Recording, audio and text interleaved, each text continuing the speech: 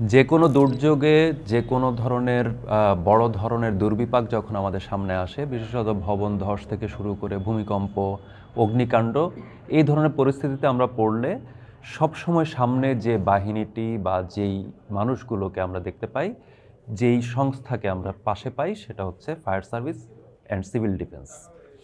আমরা এই বিদ্যমান যে পরিস্থিতি, ভূমিকম্প নিয়ে যে শঙ্কা আশঙ্কার দোলাচলে আমরা যে চলছি, এই সময়টাতে আসলে হচ্ছে সবচেয়ে বেশি যাদের কণ্ঠটা শুনতে চাই সেটা হচ্ছে এই বিভাগে। আমাদের সঙ্গে আছেন এ নিয়ে আলোচনা করার জন্যে ফায়ার সার্ভিস ও সিভিল ডিফেন্সের সাবেক পরিচালক মেজর অবসরপ্রাপ্ত শাকিল নওয়াজ। শাকিল নওয়াজ, চর্চায় আপনাকে স্বাগত। ধন্যবাদ আমাকে আমন্ত্রণ জানানোর জন্য ভাই। আচ্ছা, আমরা একেবারে ফায়ার সার্ভিসের জায়গা থেকে, আপনাদের নিশ্চয়ই ভূমিকম্প নিয়ে তো আসলে ঢাকাবাসীর শঙ্কা অনেক পুরনো। এ নিয়ে আপনাদের এক ধরনের প্রস্তুতি, সুপারিশ এটা ছিল। এই সুপারিশগুলো আসলে কি কি এবং এটার আসলে কতটুকু হচ্ছে মান্য করা হয়েছে? দেখেন, আমি এটা বলতে পারবো যে 2013 সালে রানা প্লাজার পরে এটা বিল্ডিং কলাপসের উপরে কিন্তু অনেক কিন্তু আমরা রিকমেন্ডেশন দিয়েছি যে ঢাকার বর্তমান অবস্থা, কি অবস্থায় বিল্ডিং গুলা কি পরিমাণে নাজুক অবস্থা আছে, এটা একটা অ্যাসেসমেন্টও করা হয়েছিল রাজ্য ফায়ার সার্ভিসের মাধ্যমে। সর্বশেষে বিভিন্ন জটিলতার মাধ্যমে 313টি বিল্ডিং এর মতো আপনার এটাকে আইডেন্টিফাই করা হয়েছিল খুবই নাজুক, যেটা হলো আপনার পুরাতন ঢাকার এলাকার দিকে। বাট আলটিমেটলি এগুলা কিন্তু কিছুই করতে পারে নাই। কারণ হলো এখানে পলিটিক্যাল ইনফ্লুয়েন্সের জন্য এগুলা কিন্তু আর ভাঙ্গা সম্ভব হয় না। তো আমার কথা হলো 313টি না, আরো অনেক বিল্ডিং হবে। কারণ হলো আমরা যদি দেখি বিএনবিসি 2006 সালে থেকে এটা চালু হয়েছে, কিন্তু এটা ইমপ্লিমেন্টেশন 2015, তারপরে এখন 2020 সাল থেকে আরেকটু হয়েছে। কিন্তু এর পূর্বে যে প্রচুর বিল্ডিং গুলো রয়েছে, প্রায় 7-8 লক্ষ বিল্ডিং যে রয়েছে, এগুলোর কি হবে? সেগুলোতে কোনো নিয়ম কানুন মেনে চলে না। আর আরেকটা জিনিস আমরা কোশ্চেন করেছিলাম সিডিএমপির মাধ্যমে 2010 সালে, তারা বিল্ডিং যে অ্যাসেসমেন্ট করেছিল 72,000 বিল্ডিং ভেঙে যাবে। এটা হাইপোথিসিস বইতে, মানে একটা স্যাম্পলিং নিয়েছে যে এই ধরনের বিল্ডিং গুলা ভেঙে যেতে পারে। ওই ভিত্তিতে তারা ভূমিকম্প হলে 72,000 বিল্ডিং তারা করেছিল। কিন্তু ইটস নট কারেক্ট। তো এখন কিন্তু আমার যেটা মনে হয় যে সরকার এটা উদ্যোগ নেওয়া উচিত, আবার রিঅ্যাসেসমেন্ট করা উচিত। প্রকৃত প্রত্যেকটা বিল্ডিং কিন্তু অ্যাসেস করে বের করা উচিত কোনটা নাজুক, যেটা একদম টিকবে না, সেটা ভেঙ্গে নতুন ভাবে করা উচিত। আর আপনি যেটা আরেকটা বললেন, আমি নেপাল আর্থকোয়েকের পরে একটা ন্যাশনাল পর্যায়ে প্রেজেন্টেশন দিয়েছিলাম যে আসলে নেপাল আর্থকোয়েকে কি সমস্যাগুলো হয়েছিল, কেন নেপাল রেস্কিউ অপারেশন ঠিকভাবে করতে পারে নাই। নেপালে কিন্তু দেখেন প্যান অ্যান্ড পেপারে তারা এমন ভাবে দেখিয়েছিল যে তারা হলো এই যে কোনো আর্থকোয়েকের জন্য তারা শক্তিশালী ভাবে প্রিপেয়ার্ড। কিন্তু যখন আর্থকোয়েক হয়ে গেল, তাদের রেস্কিউ টিম কিন্তু 72 ঘন্টার ভিতরে কিন্তু আপনার মুভ করতে পারেনি। অর্গানাইজড হয়ে মুভ করতে 72 ঘন্টা তাদের সময় লেগেছে। এবং একটা 72 ঘন্টা পরে যখন রেস্কিউ টিম অর্গানাইজড হয়ে করবে, তখন কিন্তু 3 ভাগের 2 ভাগ লোক মারা যাবে। মানে তখন বাঁচার সম্ভাবনা থাকে মাত্র 30%। তো 30% যখন বাঁচার সম্ভাবনা ছিল, তখন তারা রেস্কিউ টিমই করেছে। যারা আমরা গিয়েছিলাম বা বিদেশি টিম এসেছিল, তাদেরকেও কিন্তু ঠিকভাবে তারা মোবিলাইজ করতে পারে নাই। কারণ তারা ড্যামেজ অ্যাসেসমেন্ট ঠিক মতো করতে পারে নাই, যার ফলে যেখানে বেশি ক্ষতি হয়েছিল সেখানে কোনো রেস্কিউই যায় না বা কোনো রিলিফই যায় না। আর কম ক্ষতিগ্রস্ত এরিয়া বেশি পরিমাণে রেস্কিউ টিম গিয়েছে এবং রিলিফ পেয়েছে। তো এটা ওয়াজ এ হ্যাফাজার্ড, মানে কি বলবো এটা, মানে এটা খুবই খারাপ অবস্থায় ছিল। তো এগুলার উপরে যে নেপালে যে আমরা যেটা দেখেছি সেটার উপরে বর্ণনা দিলাম আমরা, যে we need to prepare our rescue team, light team, medium team এবং হেভি টিম। তারপরে বিদেশ থেকে যে টিমগুলো আসবে সেগুলাকে কিভাবে রিসিভ করা হবে, তারপরে ওসক কিভাবে করা হবে, ইনসারাকের সাথে কিভাবে কোঅর্ডিনেশন কোলাবোরেশন করা হবে, ইনসিডেন্ট কমান্ড সিস্টেম কিভাবে করা হবে, মাল্টি হুম ন্যাশনাল হুম ফোর্স হুম বিদেশ থেকে যে আসবে তাদের কিভাবে করা হবে। নেপালে আরেকটা বড় জিনিস হয়েছিল, বিভিন্ন টিম বিভিন্ন ব্যবসার জন্য এসেছিল। তারা কেউ আসছে যে ক্যানাইন, তাদের শুধু ক্যাপাবিলিটি ছিল শুধু ক্যানাইন মানে ডগ, কিন্তু সার্চের জন্য তারা ছিল না। তো নেপাল প্রস্তুত ছিল তাদের না। হলো সার্চ এন্ড রেস্কিউর জন্য। তো ডেড বডি ম্যানেজমেন্ট কেউ করবে না, মানে ডেড মিউটিলেটেড হয়ে গেছে, বডি মিউটিলেটেড গন্ধ হয়েছে, এটা কেউ উদ্ধার কেউ করবে না। তো আমরা বাংলাদেশে আমরা ইন্টারেস্টেড ছিলাম এবং আমাদেরকে ওইভাবেই করা হয়েছে। এইরকম পরিস্থিতি হবে, সেই জন্য হলো এগুলা নিয়ে বাংলাদেশে একটা রিকমেন্ডেশন দাঁড়িয়ে করেছিলাম যে কোন কোন দেশ থেকে আমরা আসলে সাহায্য পেতে পারি এবং কারা হুম ভালো রেস্কিউ অপারেশন করতে পারবে, কারা বিজনেসের উদ্দেশ্যে আসবে তাদেরকে আইডেন্টিফাই করা এবং তাদেরকে না আসা, এবং বিভিন্ন রকমের যারা রিলিফ নিয়ে আসবে রিলিফ গুলো তো আমাদেরই করতে হবে, কারণ রিলিফের ভিতরে কেউ স্যাবোটেজ মূলক জিনিসপত্র ঢুকিয়ে দিতে পারে, যেমন হুম বায়োলজিক্যাল নিউক্লিয়ার জিনিসপত্র ঢুকিয়ে দিতে পারে, সেগুলা হুম কিন্তু আপনার থাকতে হবে। তারপর অসুখ ভার্চুয়াল অসুখের মাধ্যমে কোন টিম আসবে তাদেরকে কিন্তু ওইভাবে তাদের পাসপোর্ট ইমিগ্রেশন সবকিছু রেডি করতে হবে। রেডি করতে হবে। হ্যাঁ, তারপরে হলো যে আরেকটা জিনিস আমরা বলেছিলাম, নেপালে আরেকটা দেখেছি, নেপাল ভ্যালিতে কিন্তু বাংলাদেশের ঢাকার কিন্তু ডাবল এরিয়া, সেখানে কিন্তু মাত্র লোক সংখ্যা হলো 25 লাখ, আর আমাদের হুম এখানে 3 কোটি, মানে কত গুণ যে বেশি। হুম হুম সেখানে মারা গেছে 10,000, আমাদের এখানে ইনস্ট্যান্টলি 3 লাখ উপরে মারা যাবে। আর মোট কথা আমাদের দেশের ভিতরে কিন্তু ওপেন এরিয়াতে নেই। এই যে আপনার ভূমিকম্প হবে তারপরে আফটার শকের জন্য আমি আপনাকে বলতে পারি, যদি 7 বা 8 রিক্টার স্কেলে ভূমিকম্প হয় আর তারপরে যে আফটার শেক হবে, এটা কিন্তু 10-15 দিন কোনো লোক ঘরের ভিতরে ঢুকতে পারবে না। আমি নেপালে ছিলাম, আমি দেখেছি নান অফ দি পিপল মানে ইন্টারেস্টেড যে রুমের ভিতরে যাবে, কারণ রুমের ভিতরে ঢুকলে পরেই 2 ঘন্টা 3 ঘন্টা পরে আফটার শক হচ্ছে, কেউ কিন্তু এটা চায় না। 10-15 দিন এই অবস্থায় ছিল। তো আমাদের দেশে যদি এরকম বড় ধরনের হয়, তো এরকম হুম কিন্তু কেউ ঘরের ভিতরে ঢুকতে পারবে না। তো বাইরে তো আপনি টেন্টেন্সের ব্যবস্থা, তারপরে টয়লেট ফ্যাসিলিটি যেগুলোই করতে হবে, আমরা উই প্রপোজড ফর দ্যাট, কিন্তু এগুলা ডিজাস্টার মিনিস্ট্রি তারা করেছিল। তারপরে আমি জানি না এগুলো হাওয়া হয়ে গেছে, তখনকার ডিজাস্টার মিনিস্ট্রি তারা বোধহয় 2,000 3,000 ট্যান্ট তাঁবু কিনেছিল। এই পর্যন্ত সেই তাঁবুগুলো বোধহয় আজকে আপনি খুঁজে পাবেন না। তারপরে নেপালে আরেকটা জিনিস হলো, নেপালের যে এয়ার স্ট্রিপটা ছিল সেটা কিন্তু আর্থকুয়েকে আপনি কিন্তু ক্ষতিগ্রস্ত হয়েছিল, প্লেন কিন্তু নামতে পারে না।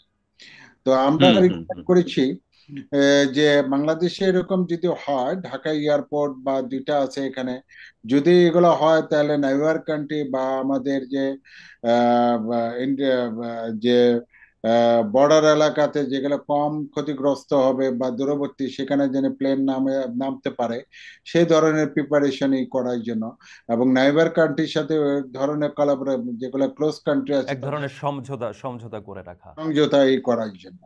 হুম আরেকটা জিনিস আমরা রিকমেন্ড করেছিলাম, হুইজ হুইল রেসপন্স ফার্স্ট, আমাদের রিজিওনাল যে রেস্কিউ টিম গুলো ফার্স্ট আসবে, কিন্তু তাদের সাথে ওই ধরনের কিন্তু এমএও থাকা উচিত, সার্ক একটা ডিজাস্টার টিম গঠন করার জন্য। আর হুম আমাদের ফোকাল পয়েন্ট ইনসারাগ্রাম, আমি ইনসারা কোয়ালিফাইড, সেটা হলো সিঙ্গাপুর হলো আমাদের মেন্টর, তাদের সাথে প্রতিনিয়ত করা, কারণ প্রথম আসবে কিন্তু সিঙ্গাপুর, তারপর যদি আসে চায়না আসবে, তারপরে বাকি টিমগুলো আসবে। এবং আমরা রিকমেন্ড করেছিলাম যে ফায়ার সার্ভিস সিভিল ডিফেন্সকে ফোকাস দেওয়ার জন্য অ্যাটলিস্ট ডিভিশন এরিয়াতে লাইট এবং মিডিয়াম টিম গঠন করা, এবং হেভি টিমটা আর্মির কাছে থাকবে, কারণ আর্মির ইঞ্জিনিয়ারিং ডিভিশন কোর আছে, তারা বড় আর বড় সেই ক্যাপাসিটি। ডেব্রিজ রিমুভ এগুলো করতে পারবে। কারণ হলো ঢাকাতে যে পরিমাণ আপনি ক্ষয়ক্ষতি হবে, এবং 8 রিক্টার স্কেলে বা 7 রিক্টার স্কেলে সে ট্রিলিয়ন ট্রিলিয়ন মানে টন হলো আপনার হলো ডেব্রিস, সেগুলো রিমুভ করতেই লাগবে প্রায় 3,20,000 বা 3 লক্ষ, ওই যে 20 টন যে গাড়ি আছে এরকম ধরনের, এবং কয়েক মাস এবং বছর লাগবে। এই ডেব্রিস গুলো কোথায় রাখবে? এগুলা তো আপনার রিমুভ করতে হবে। সেই ব্যবস্থা করার জন্য সবকিছু নিয়েই কিন্তু ডেব্রিজ ম্যানেজমেন্টের একটা ব্যবস্থাও কিন্তু হয়েছিল, এটার উপর আমরা এক্সারসাইজ করেছি, পলিসি প্ল্যানও ডেভেলপ করেছি, কিন্তু এটা কিন্তু এখনো আলোর মুখ দেখে নেই। এবং এগুলো এটা করতে নিয়ে কেউ আলোচনাই করছে না। এটা কিন্তু করতে হলে পরে তারপরে কিন্তু আপনার কিন্তু আইন লাগবে, তারপর হুম। আরেকটা ডেড বডি, এই যে সব লাখ লাখ লোক মারা যাবে, এগুলা ডেড বডি আনআইডেন্টিফাইড অবস্থা আপনি কিন্তু করতে পারবেন না, লোকজন কেস করবে। আমি এই জায়গাটাতে একটা জিনিস একটু জানতে চাই, সেটা হচ্ছে যে দুটি তথ্য আপনাকে। একটা হচ্ছে গতকালের যেই ভূমিকম্প, যেটাতে আসলে যে কারণে আমরা আজকে আসলে আলোচনায় বসেছি, ভূমিকম্প একবার কাঁপিয়ে দিলে আমরা ভূমিকম্প নিয়ে হঠাৎ করে সতর্ক হই, তারপর কিছুদিনের মধ্যেই সে বিষয়টা আমরা ভুলে যাই। তো সেই সময়টাতে হচ্ছে ফায়ার সার্ভিসের পক্ষ থেকে বলেছে যে 9 মাত্রার ভূমিকম্প হলে সারা দেশে 1 লাখ বাড়ি ধসে যেতে পারে। এটা একটা পয়েন্ট। আরেকটা পয়েন্ট হচ্ছে আমরা এই বিষয়েই স্থপতি ইকবাল হাবিবের সঙ্গে আমরা আলোচনা করেছিলাম। তিনি তার সঙ্গে আলোচনা করতে করতে একটা প্রসঙ্গ এলো যে বিশ্বব্যাংকের এক ধরনের সতর্কতা আছে, যে এখানে বলা হয়েছে যে তাৎক্ষণিকভাবে বড় ভূমিকম্প হলে ঢাকায় তাৎক্ষণিকভাবে 2.5 লাখের মতো মানুষ মারা যেতে পারে, তাৎক্ষণিক। এরপরে হচ্ছে আহতদের মধ্য থেকে মৃত্যু, বা এটা আপনি ডেড বডির ম্যানেজমেন্টের প্রসঙ্গ বললেন, বা এই নানান ইগুলো হলো। আপনার কি মনে হয়, আপনি তো একটা বড় ধরনের নেপালের ভূমিকম্প দেখে এসেছেন, সেটার একটা বর্ণনা আপনি দিলেন, ঢাকার পরিস্থিতি নিয়ে আপনারা এক ধরনের অ্যাসেস করেছেন, এবং সেইটার পরে আপনার একটা সেই সময়টাতে নিশ্চয়ই আপনারা চিহ্নিত করেছেন যে এতগুলো বাড়ি, ওই সময়টাতে রানা প্লাজার পরে 313টি বাড়ি আপনারা চিহ্নিত করেছেন, তারপর 7-8 লাখ ভবনের কথা আপনি বলছেন। ঢাকায় আসলে ডিজাস্টারটা কোন লেভেলে হতে পারে বড় ভূমিকম্পের ক্ষেত্রে? দেখেন, আমরা হলেন গ্রাউন্ড রিলেটেড, মানে আমি আপনাকে বলি, এই ডিজাস্টার নিয়ে পড়াশোনা করেছি এবং ইউনিভার্সিটিতে পড়ালেখা করেছি ডিজাস্টার, এবং ডিজাস্টার নিয়ে কিন্তু আমরা এখনো পড়াচ্ছি, এবং আমরা we have the practical experience. সেই ভিউতে বলবো, হাইপোথিসিস ওয়েতে না বলাই বেটার। বিশ্ব ব্যাংক বলবে, বিভিন্ন ইয়ের বিভিন্ন মোটিভ রয়েছে, বুঝতে পেরেছ? কারণ একটা জি। ডিজাস্টার হলে পরে ডিজাস্টার শুধু মানুষ মারবে না, এটা একটা অপরচুনিটি দিবে, বিজনেস বা বিভিন্ন কিছুর ইয়ে দিবে, ঠিক আছে? ডিজাস্টার বিজনেসটা আসলে কিরকম, এই মাঝখানে আমি একটু জানতে চাই। মানে আপনি নেপালের প্রসঙ্গে বিজনেসের প্রসঙ্গটা এনেছেন যে নেপালের বহিঃ। যেরকম হ্যাঁ। হলো, হুম। নেপাল আলটিমেটলি বাধ্য হয়েছিল সমস্ত রেস্কিউ টিমকে উইদিন এক সপ্তাহের ভিতরে বের করে দিতে, কারণ যে ইন্ডিয়া বলে Nepal is my baby, India নেপালকে বলে যে যত রেস্কিউ জিনিসপত্র লাগবে, তোমার বিল্ডিং টিল্ডিং যা লাগবে এগুলো আমরা করে দিই। চায়না বলে যে তোমার ডেব্রিজ রিমুভালের যা লাগবে যন্ত্রপাতি আমরা দিব, এই যন্ত্রপাতি আমার কাছ থেকে নিতে হবে। তো চায়না বলে যে Tibet is the part of the Nepal, এবং নেপালও আমার হলো বেবি। তারপরে আমেরিকা বলে নেপাল ইজ মাই বেবি, তাকে আমরা এত বছরের ঋণ দিব, তাকে একটা করব। ওয়ার্ল্ড ব্যাংক বিভিন্ন ইয়েতে চলে আসছে। তাতে কি হয়, আপনি ইউল বিকাম হ্যান্ডিক্যাপ, যেমন কান্ট্রি লাইক বাংলাদেশ, নেপাল, একদম আপনার কি হবে, তাদের 5 নাম্বার ফুটবলের মতো হয়ে যাবে। এবং আমাদের দেশের কিছু লোক এই ব্যবসাকে ধরার জন্য তাদের সাথে ইনক্লাইন্ড হবে এবং এগুলো করবে, এবং তারা প্রজেক্ট বড় বড় ব্যবসা এগুলো কিন্তু খুঁজতে থাকবে। যার ফলশ্রুতিতে কিন্তু আপনি দেখেন, যত বড় বড় হয়েছে শুধু প্রজেক্ট পর্যন্তই হয়েছে, এবং প্রজেক্ট অর্ধেক পর্যন্ত যে আর ইমপ্লিমেন্টেশন হয় না, এটা কোনো বাতির মুখ দেখেনি, বুঝতে পেরেছেন? তো আমাদের এখন যেটা হলো যে বিজনেস মাইন্ডের যারা হলো, we need to identify actually আমাদের অন গ্রাউন্ডে আমাদের কাজ করতে হবে। কেন, রিমেম্বার কেন, মানে থিঙ্ক, আমার দেশের মাত্র মানে ভূমিকম্প আইডেন্টিফাই করার জন্য মানে 4-5টা, সারা দেশের জন্য 7-8টা মানে যন্ত্র স্থাপন করা আছে, তাও সব জায়গায় নাই। আমাকে কেন আপনার ইন্টারন্যাশনাল ইয়ের সাথে কেন করতে হবে? কেন বাংলাদেশের বিভিন্ন জায়গায় আমি জানি যে আমার এখানে যে ভূমিকম্প হবে, এখানে রিক্টার স্কেল যেগুলো আছে সেগুলো লাগানো থাকবে না, টিল্ট মিটার কেন লাগানো থাকবে না, জিপিএস কেন লাগানো থাকবে না, জিপিএস ট্র্যাকিং সিস্টেম কেন লাগানো থাকবে না? তা টাকার কি আমাদের অভাব, যে দেশের হাজার আমি হাজার আমি এই জায়গাটাতে একটা পয়েন্ট একটু যুক্ত করতে চাই। আজকেও কিন্তু একটা ভূমিকম্প হলো, আমরা জানতে চেয়েছিলাম যে এটা কি আফটার শক নাকি হচ্ছে আরেকটি ভূমিকম্প হিসেবে চিহ্নিত হবে। প্রথমে আমাদেরকে জানানো হলো যে বাইপাইলের এদিকে হচ্ছে ভূমিকম্পের উৎসস্থলটি। আমরা কিছুক্ষণ আগে এই বিকেলের দিকটাতে আমরা জানতে পারলাম যে এটার উৎস নরসিংদীর পলাশে। অর্থাৎ ভূমিকম্পের উৎস নির্ধারণ নিয়েই আমাদের আবহাওয়া অধিদপ্তর এক ধরনের সকালের দিকে যে ঘটে যাওয়া ঘটনা আমরা নিশ্চিত হচ্ছি I বিকেলে will এসে। I will humbly request you, G. you ask the আবহাওয়া পরিদপ্তর অধিদপ্তরকে তাদের কয়টা মানে ভূমিকম্প পরিমাপের যন্ত্রপাতি আছে, মানে সফিস্টিকেটেড পিন পয়েন্ট তাদের দিবে, ঠিক আছে? এরকম জিওডিসি বা সিসমোলজি ইকুইপমেন্ট বা কয়টা আছে? ঢাকা বিশ্ববিদ্যালয়ের আছে তিন চারটা, তা ভাঙ্গাচোরা কোথায় লাগিয়ে রাখছে, এগুলো রিডিংও ঠিক মতো ই করতে পারে না, পিন পয়েন্ট ই করতে পারে না। আলটিমেটলি আপনাকে যেটা ডিপেন্ড করতে হচ্ছে যে আপনার আমেরিকার উপরে, যেটা হলো যে আপনার পিডিসির উপরে, প্যাসিফিক ডিজাস্টার সেন্টারের উপরে আপনার, বা চায়না ইয়ের উপরে কিন্তু আপনার ই করতে হবে, নির্ভর করতে হচ্ছে। নির্ভর করতে পারতেছে। কিন্তু দেশের যে পিন পয়েন্ট সেগুলো কিন্তু নাই। টিল্ট মিটার, ডিজিপিএস, তারপরে স্যাটেলাইট ইমেজ, স্পেশাল ডাটা যেগুলো দিবে সেগুলো নাই। আমাদের কিন্তু রিসার্চ করার কোনো কিছু নাই, কোনো ইউনিভার্সিটিতে শুধু পুঁথিগত বিদ্যা পড়ানো হচ্ছে, এদের কিন্তু রিসার্চের কোনো ব্যবস্থা নাই। আপনি এখানে প্রচুর পরিমাণে দেখেন আজকে যে ভূমিকম্পগুলো হলো, আপনি সেই জি। নোয়া আমলের secondary data, you have all the secondary data, India বিভিন্ন জায়গা থেকে বা ক্যালিফোর্নিয়া বিভিন্ন জায়গা থেকে সেকেন্ডারি ডাটা নিয়ে আপনি এখানে গবেষণা করতেছেন যে আমার চারটা মানে ফল্ট আছে, নোহা আমলের বের করে রেখেছেন। কিন্তু আপনি যে দেখেন ঘোড়াশালের কথা আপনি চিন্তা করতে পেরেছেন? রূপগঞ্জের কথা কোনোদিন চিন্তা করতে পেরেছেন? আপনি কি দোহারের কথা চিন্তা করতে পেরেছেন? তো what are all those, this are the blind fault. এগুলোকে আইডেন্টিফাই বা রিসার্চ যদি আপনি না করেন, এগুলো আইডেন্টিফাই রিসার্চ করতে হলে জিওমেট্রিক, তারপরে হলো আপনার জিওকেমিস্ট, তারপরে হলো যে আপনার গ্যাস, র্যাডন, এগুলো কিন্তু স্টাডি করতে হবে যুগের পর যুগ, বছরের পর বছর। সেখান থেকে দেখবেন যে কার্বন মনোক্সাইড হচ্ছে, মিথেন গ্রিন হচ্ছে, টেম্পারেচার বেড়ে যাচ্ছে, পানির কালার পরিবর্তন হচ্ছে। এগুলো থেকেই কিন্তু আপনি বেরিয়ে আসবে যে yes, this can be the fault, এবং এখান থেকে বড় জিনিসই হতে পারে। আমাদের দেশের হুম। আপনি দেখেন বড় বড় বুদ্ধরা এখানে কথা বলে, দে ডোন্ট নো যে এখানে ফল্ট কোন টাইপ। এটা কি স্ট্রাইক স্লিপ টাইপ, না রিভার্স ফল্ট, বা নর্মাল ফল্ট? Nobody nose. এগুলো স্টাডি নাই। স্টাডি না থাকলে পরে কেমনে হবে? হাইপোথিসিস বইতে কথা বললে পরে হবে না। বেঙ্গল বেসিনের কথা কেউ কিছু বলতেছে না, মধুপুর ফল্টের সাথে যে এটা থাকতে পারে কেউ কিছু বলতে, যার যার মতো আপনার জিনিসগুলো বলে যাচ্ছে। তো এই জায়গাগুলো গ্যাপ থাকে। যখন একটা দেশে যখন সফিস্টিকেটেড এবং নলেজেবল না থাকবে ইনস্ট্রুমেন্ট, আমি বলবো যে এখানে উদ্যোগ। উদ্যোগ না থাকবে, তখন এই ধরনের কিন্তু হবে, এতে প্রপাগান্ডা আরো বেশি হবে, যে যার মতো বক্তব্য দিয়ে যাবে। আপনি what do you think? This are not, this is the foreshock, there is the three types of shock. Foreshock, then main shock, then হলো আপনার আফটার শক। আপনি হুম। মেন শক কিন্তু এখনো দেখেন নাই। মেন শক হলো আপনি 7 এবং 8 রিক্টার স্কেলের উপরে যেগুলো, এগুলো কিন্তু আপনি হুম। এখনো দেখেন নাই, বা আমার বাপ দাদারাও দেখে নাই। 1918-এ যেটা শ্রীমঙ্গলে হয়েছিল 7.6/8, গ্রেট ইয়াতে নাইনটিসে, 1890-এ যেটা ছিল ইয়ার গ্রেট ইন্ডিয়ানা আর্থকোয়েক।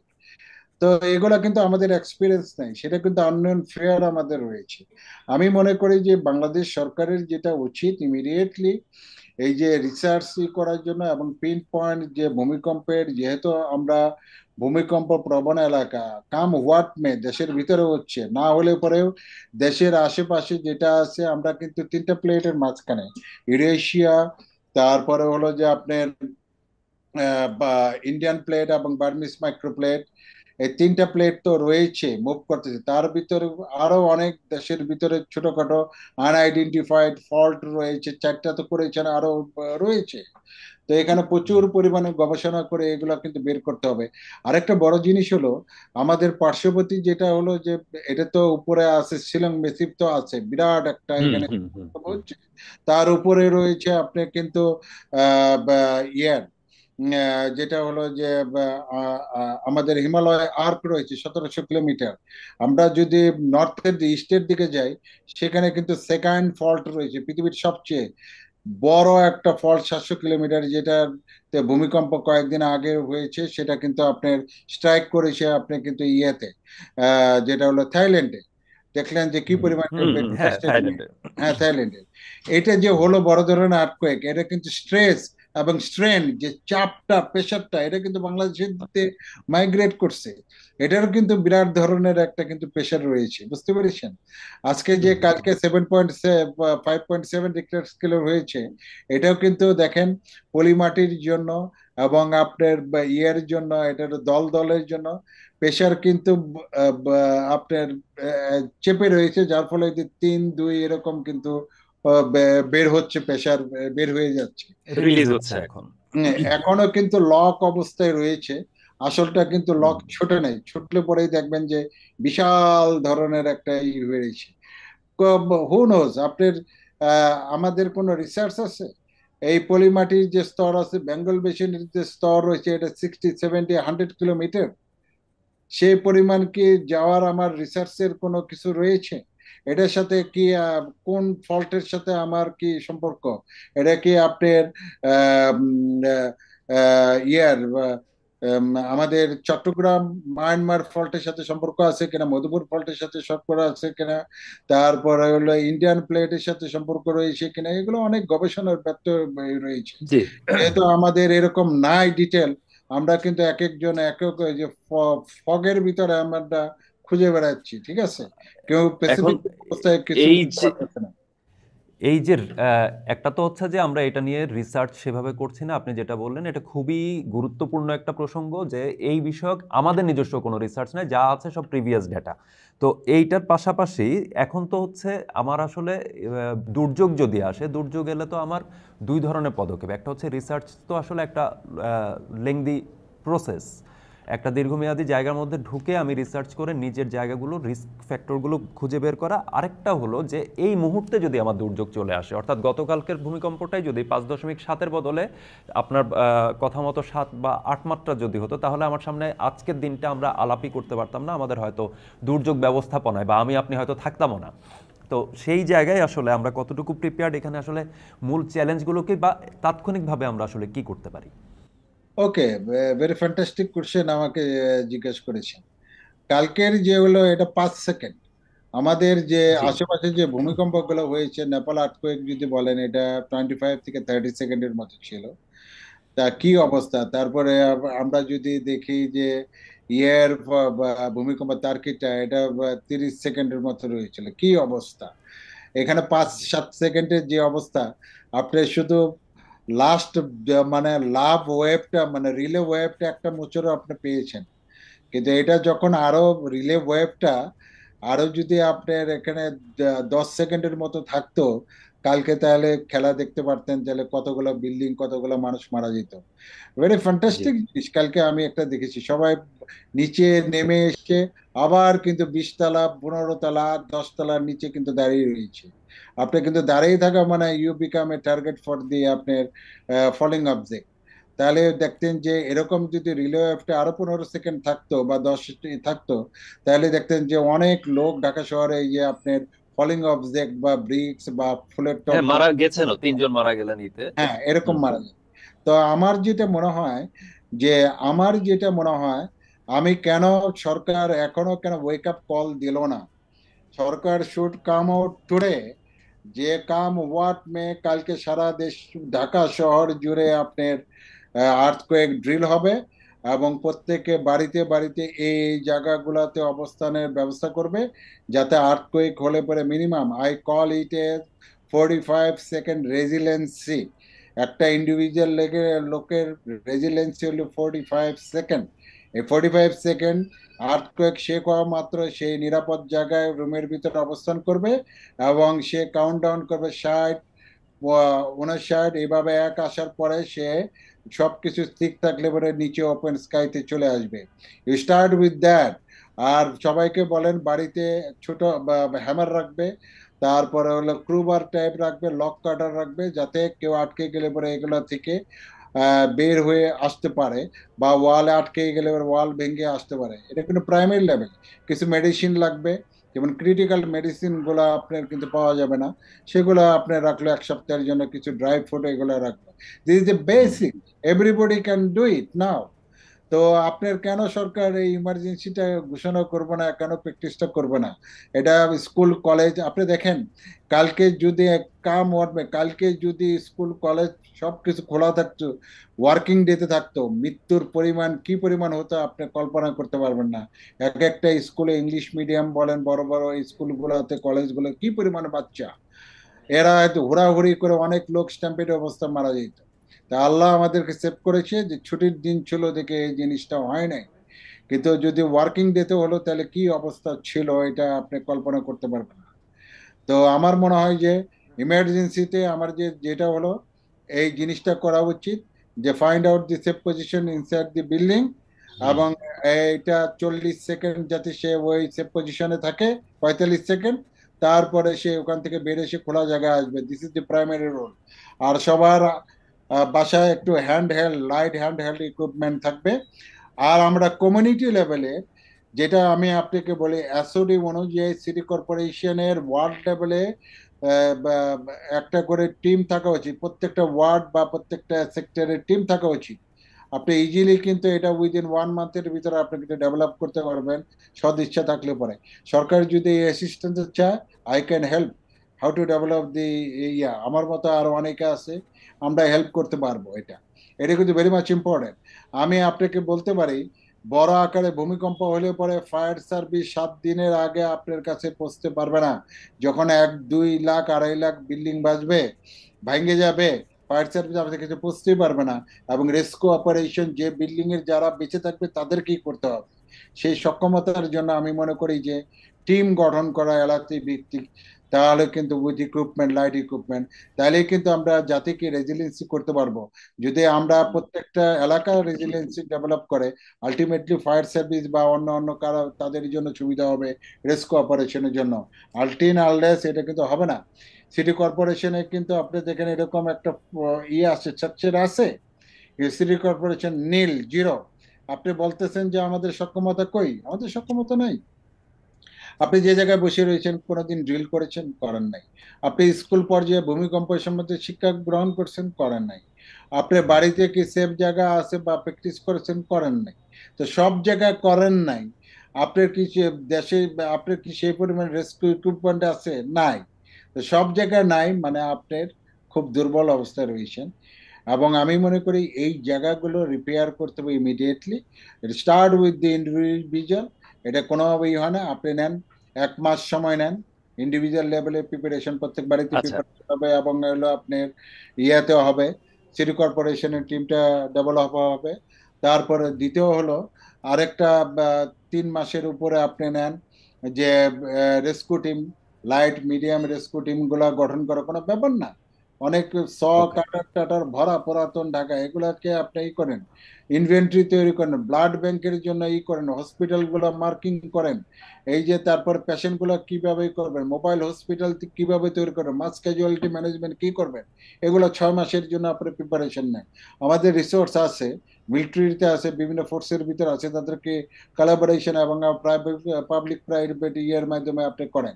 তারপরে ইউ ফাইন্ড আউট লং টার্মের জন্য 1, 2, 3 বছরের জন্য পুরাতন ঢাকায় যে বিল্ডিং গুলো আছে ভেঙে ফেলেন, 3 গুণ 4 গুণ আমি আমি ভেঙে এক নেন। একদম শেষের দিকে চলে এসেছি, সেটা হচ্ছে এই প্রশ্নটা দিয়েই আমি শেষ করতে চাই। সেটা হচ্ছে রাজধানীর এক এক এলাকার ঘনত্ব আসলে এক এক রকম, ভবনগুলোরও ঘনত্ব এক এক রকম আসলে। আপনি যেটা বলছিলেন যে গতকালকে বহু মানুষ রাস্তায় নিচে এসেছে, সে হচ্ছে আসলে ফলিং অবজেক্ট দিয়ে হচ্ছে আঘাত পেয়ে উল্টো আরও বড় দুর্ঘটনার মুখে পড়তে পারত। তো আসলে আমি যদি এক কথায় জানতে চাই আপনার কাছে, যে ঢাকার কোনো একটা এলাকাকে ভূমিকম্পের মতো বড় একটা দুর্যোগের কথা বিবেচনা করলে আপনি কোন এলাকাকে সবার আগে পরিত্যক্ত ঘোষণা করবেন, যেটা আসলে ছেড়ে রেনোভেট করা উচিত, পুরোপুরি ভেঙে ফেলে আসলে গড়ে তোলা উচিত, কোন কোন এলাকার কথা বলবেন? দেখেন, let us study with the ground. জি। ভূমিকম্পের সবচেয়ে বড় খাবার হলো আপনার গ্রাউন্ড, যে জায়গায় আর্টিফিশিয়াল আর্থ ফিলিং করা আছে। ঢাকার 60 থেকে 70% এরিয়া হলো আর্টিফিশিয়াল আর্থ ফিলিং এরিয়া। এই বিল্ডিং গুলা এই এলাকাতে গত 2000 আগে যে বিল্ডিং গুলা হয়েছে, সেগুলো কিন্তু ডেঞ্জারাস বিল্ডিং। তারা কোনো কোড টোড তেমন মেনে তৈরি করে নাই, সেগুলো সার্ভে করে বের করেন।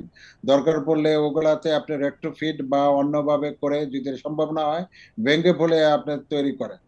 দ্বিতীয়ত হলো পুরাতন ঢাকা যে বিল্ডিং গুলো আছে ভেঙে ফেলেন, পুরা ভেঙে নতুন করে একটা শহর তৈরি করেন, তাদেরকে প্রফিট দেন। অথবা বলেন যে তোমার ভূমি নিলাম, তোমার ভূমি নিয়ে আমি 5 তলা 6 তলা তোমাকে অর্ধেক দেবো আর অর্ধেক আমরা নিব, রিহেবকে দিয়ে দেন যারা বিল্ডিং করে তাদের। মোহাম্মদপুরের এরিয়াতে অনেক ডুবা ডুবা, তারপরে মিরপুরে ডুবা করে আপনার করা হয়েছে। যেমন এখানে হলো উত্তরার 12 নম্বর, 13 নম্বর, 14 নম্বর, 17 নম্বর সেক্টর গুলো ভরাট করে তৈরি করা হয়েছে, এই বিল্ডিং গুলো টিকবে না, আমি আই ক্যান টেল ইউ। তো এগুলা হলো যেগুলা ভরাট জায়গা আছে সেগুলোতে আসলে আপনি সিসমিক অনুযায়ী বা স্ট্রাকচারাল সিসমিক স্ট্রাকচার অনুযায়ী মেনে করা হয়েছে, জিও ইঞ্জিনিয়ারিং ডাটা অনুযায়ী মেনে তৈরি করা হয়েছে কিনা এগুলো দেখতে হবে।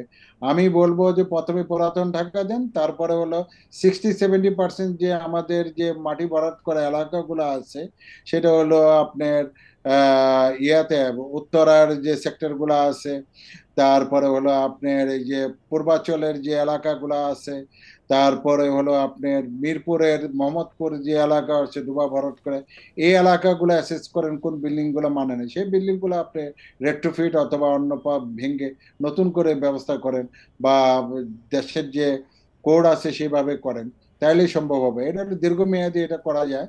বাট এটার জন্য কি করতে হবে, সরকারকে প্রণোদনা দিতে হবে, ড্যামারেজ দিতে হবে, একটু দিলে পরে আপনি দেখবেন, বা সফট লোনের ব্যবস্থা করলে পরে আরো নতুন ভাবে আপনার আমরা করতে পারি, রিয়েলি আমরা রেজিলিয়েন্ট নেশন হিসেবে আমরা গড়ে তুলতে পারবো। এখন আপনার আরেকটা জিনিস হলো, আপনি কোথায় যাবেন, আমরা সারা বাংলাদেশেই কিন্তু এখন কিন্তু আপনার আরবান এরিয়া হয়ে যাচ্ছে। কিন্তু আমি যদি ঢাকাকে বলি, ঢাকার এখন সাবার বা আরবান স্পেরুল এরিয়া বলতে কোনো কিছু নেই।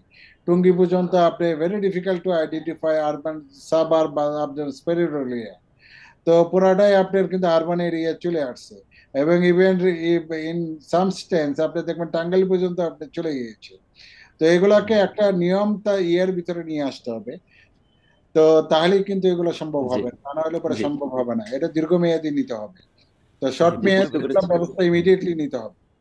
জি, জি ধন্যবাদ শাকিল নওয়াজ।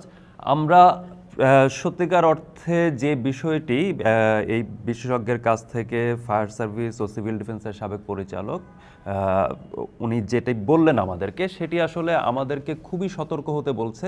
তিনি সুনির্দিষ্টভাবে বলেছেন ঢাকার যে পরিস্থিতি, বড় মাত্রার ভূমিকম্প হলে আসলে এই নাগরিকদের উদ্ধারের জন্য ফায়ার সার্ভিস হয়তো 7 দিনেও পৌঁছাতে পারবে না। সুতরাং প্রত্যেক নাগরিককে আসলে প্রস্তুত হতে হবে ভূমিকম্পের এই দুর্যোগের মোমেন্টটাতে। সেক্ষেত্রে উনি বেশ কিছু পরামর্শ দিয়েছেন, যে পরামর্শগুলোর মধ্যে আপনারা জানেন যে এর মধ্যে তিনি বলেছেন যে সরকারকে ইমিডিয়েট ইফেক্টে আসলে শর্ট টার্ম মাস ধরে, ওয়ার্ড ধরে, প্রত্যেকটা ওয়ার্ডে হচ্ছে এই সতর্কতা তৈরি করে প্রত্যেককে ফায়ার ড্রিল বা হচ্ছে দুর্যোগ মোকাবেলার জন্য যে ড্রিল, ভূমিকম্প মোকাবেলার জন্য যে ড্রিল, সেই ড্রিলটি করাতে হবে। এবং এইভাবে 1 মাস, কোনোটি 3 মাসের প্রস্তুতি, কোনোটি 6 মাস, কোনোটি আরও দীর্ঘমেয়াদী প্রস্তুতি। এবং ঝুঁকিপূর্ণ এলাকা হিসেবে তিনি সুনির্দিষ্টভাবে বলেছেন পুরান ঢাকার কথা, সুনির্দিষ্টভাবে বলেছেন উত্তরার কথা।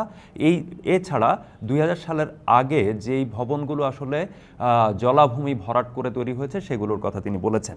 আমরা এই বিষয়গুলো মাথায় রেখে ভূমিকম্প মোকাবেলায় সত্যিকার অর্থে প্রশাসন এবং সবগুলো ফায়ার সার্ভিস বলেই বা সেনাবাহিনী বলেই প্রত্যেক জায়গায় যে অভিজ্ঞরা আছেন তাদেরকে নিয়ে একটা উদ্যোগ সরকারের তরফ থেকে দেখতে চাইব।